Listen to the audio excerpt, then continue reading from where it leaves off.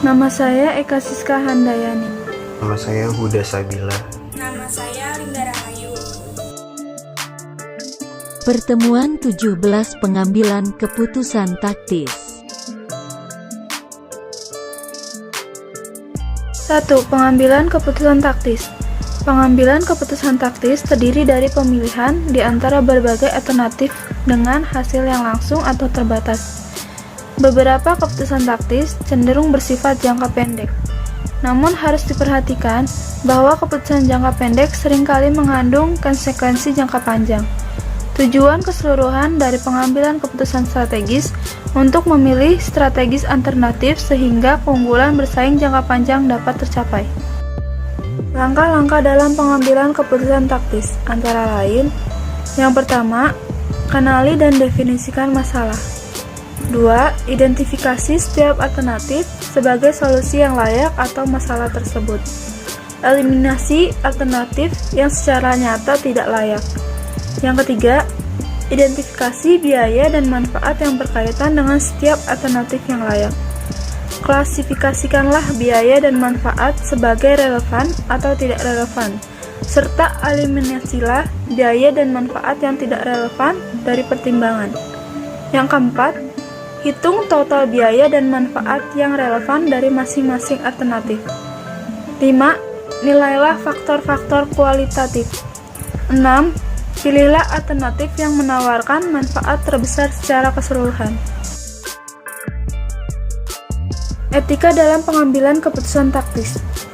Yang pertama, dalam pengambilan keputusan taktis, masalah etika selalu berkaitan dengan cara keputusan diimplementasikan dan kemungkinan pengorbanan sasaran jangka panjang untuk hasil jangka pendek. Yang kedua, biaya relevan berguna dalam pengambilan keputusan taktis. Keputusan yang memiliki gambaran langsung atau sasaran terbatas dalam pikiran. Namun, pengambilan keputusan harus selalu mempertahankan kerangka kerja etis. Yang ketiga, pencapaian sasaran adalah yang penting, tetapi bagaimana cara mencapainya adalah hal yang lebih penting. Relevansi, perilaku biaya, dan model penggunaan sumber daya aktivitas. Perhitungan biaya relevan pada awalnya menekankan pentingnya biaya relevan versus biaya tetap. Biasanya, biaya variabel adalah relevan, sementara biaya tetap tidak. Perhitungan biaya berdasarkan aktivitas ABC memungkinkan kita bergerak lebih jauh ketika mempertimbangkan biaya variabel yang berhubungan dengan penggerak biaya berdasarkan unit dan non-unit. Kategori sumber daya terikat. Jika permintaan akan suatu aktivitas berubah di antara alternatif, maka belanja sumber daya akan berubah dan biaya aktivitas tersebut adalah relevan untuk keputusan yang dimaksud. Jenis pengeluaran atau belanja sumber daya ini biasanya disebut biaya variabel. Kuncinya adalah bahwa sumber daya yang dibutuhkan oleh perusahaan sama dengan jumlah sumber daya yang ditawarkan. Sumber daya tarik ada dua. Yang pertama, sumber daya terikat jangka pendek. Sumber daya yang diperoleh sebelum penggunaan melalui kontak implisit diperoleh dalam jumlah kasar. Kategori ini menggambarkan pengeluaran atau belanja sumber daya yang berkaitan dengan pengajian organisasi dan tenaga kerja yang dibayar per jam.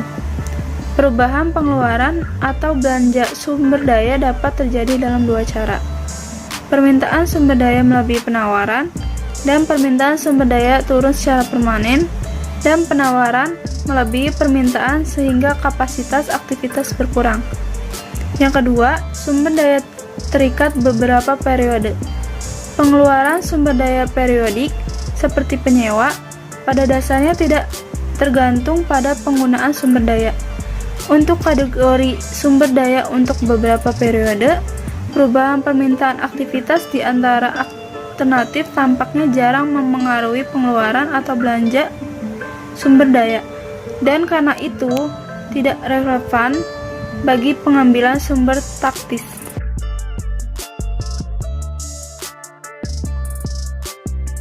Empat langkah untuk pemecahan masalah secara grafis.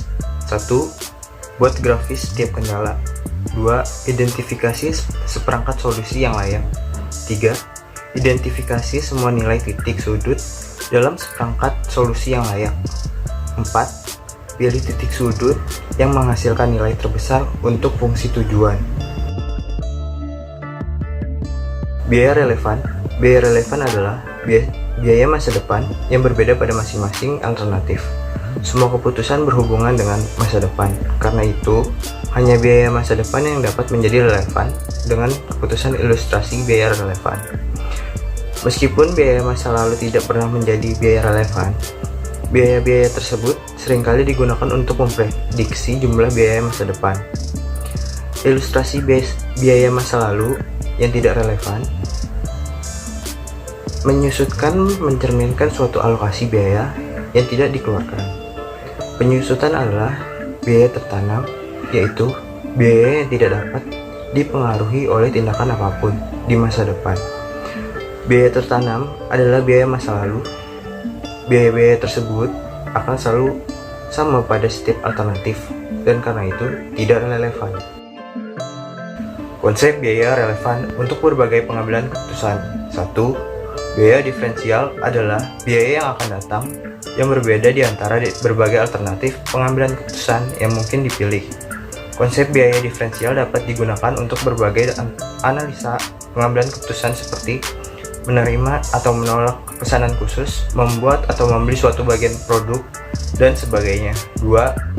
Biaya traceable adalah biaya yang dapat diikuti jejaknya pada produk, pesanan, pusat biaya, departemen, atau divisi tertentu dalam suatu perusahaan. Biaya ini dapat dipertimbangkan dalam pengambilan keputusan untuk menentukan harga pokok dan mengukur prestasi dari suatu produksi, pesanan, pusat biaya, atau departemen, dan juga divisi tertentu. 3. Biaya pengganti.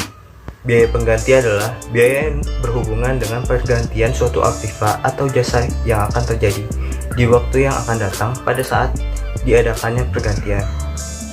Konsep biaya pengganti bermanfaat untuk penyusutan anggaran dan biaya standar, serta capital budgeting seperti perencanaan, penambahan, penggantian, dan pemberhentian aktiva tetap. 4. Biaya kesempatan. Biaya kesempatan merupakan penghasilan atau penghematan biaya yang dikorbankan karena dipilihnya suatu alternatif tertentu, sehingga penghasilan atau penghematan tersebut perlu diperhitungkan sebagai biaya pada alternatif tertentu. 5. Biaya semu. Biaya semu adalah biaya yang sebenarnya tidak terjadi. Biaya semu untuk perbandingan dan analisa biaya. Karena biaya ini sebenarnya tidak terjadi, maka biaya ini tidak memerlukan pengeluaran kas dan tidak akan dicatat dalam pembukuan perusahaan dan juga tidak dapat diperhitungkan dalam kalkulasi biaya dan laba perusahaan. 6. Biaya incremental adalah biaya yang ditambahkan atau biaya-biaya yang tidak akan dikorbankan apabila suatu alternatif tertentu tidak dipilih untuk dilaksanakan. Pengertian biaya incremental dapat dianggap sama dengan biaya diferensial karena biaya incremental juga dapat dipandang sebagai selisih dari biaya total antara alternatif yang satu dengan alternatif lainnya. 7. Biaya tunai atau disebut pula dengan istilah biaya kas, yaitu biaya yang memerlukan pengeluaran kas sebagai akibat dari keputusan manajemen. Konsep biaya ini bermanfaat untuk menganalisis aliran dana atau aliran kas di waktu yang akan datang dalam kaitannya dengan keputusan penanaman modal. 8. Biaya tertanam adalah biaya yang dalam situasi tertentu tidak dapat diperoleh kembali. Biaya tertanam merupakan pengeluaran yang telah terjadi di masa lalu, yang tidak dapat ditutupi kembali dalam situasi tertentu, dan tidak akan mempengaruhi biaya di masa depan. Biaya tertanam biasanya adalah biaya tidak relevan. Contoh, dalam pertukaran aktiva lama dengan aktiva baru, nilai buku aktiva lama merupakan sunk cost karena tidak relevan untuk pertimbangan pengambilan keputusan. Karakteristik biaya relevan antara lain yang pertama, biaya dapat dihindari dengan suatu keputusan manajemen. Yang kedua, biaya tersebut benar-benar memberi pengaruh di dalam keputusan. Yang ketiga, biaya tersebut belum terjadi. Dan yang keempat, biaya yang akan terjadi itu nilai berbeda untuk setiap alternatif.